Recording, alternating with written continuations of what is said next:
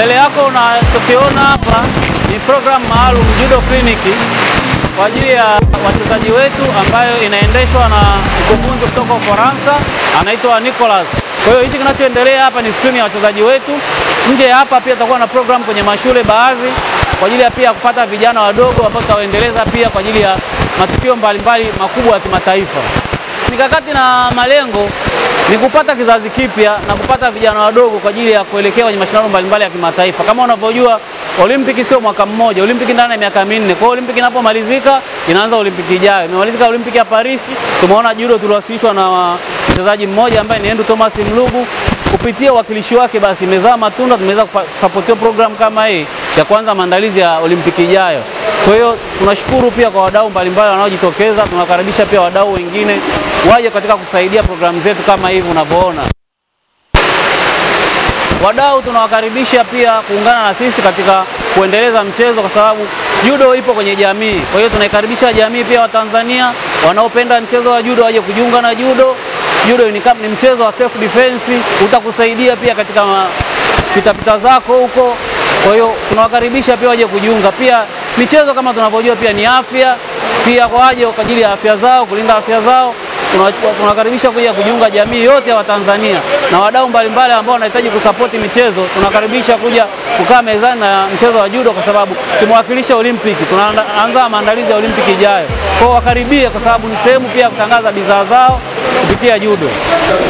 Kwa majina naitwa Zinduna Selemani Saidi, ni mkazi wa hapa jijini Dar es Salaam.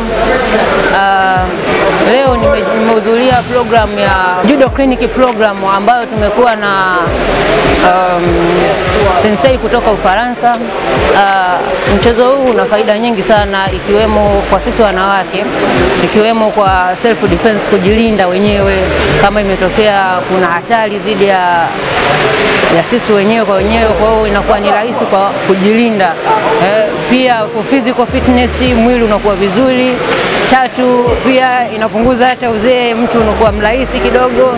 Kwa hiyo nahamasisha wanawake wenzangu tucheze mchezo. Mchezo ni mzuri, mchezo unavutia.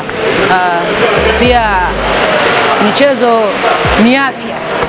Kwa majina naitwa Andrew Thomas Mlugu, mchezaji wa mchezo wa judo mwana Olympic. Nimeshiriki mchezo wa Olimpiki 2024 ikiwakilisha Tanzania kupitia mchezo wa judo uzito wa kilogramu 73. Leo nimefika hapa kujiunga na mafunzo haya ambayo yameandaliwa na Chama cha Judo Tanzania kupitia ufadhili wa ubalozi wa Ufaransa Tanzania. Judo Clinic of Tanzania imetufanya kuweza kufahamu vitu vingi kwa siku ya leo, kwa sababu ameletwa mwalimu mbobezi wa mchezo wa judo ambaye alikuwa akinifundisha nchini Ufaransa kwa takriban mwaka mmoja kabla ya kushiriki michezo ya Olimpiki.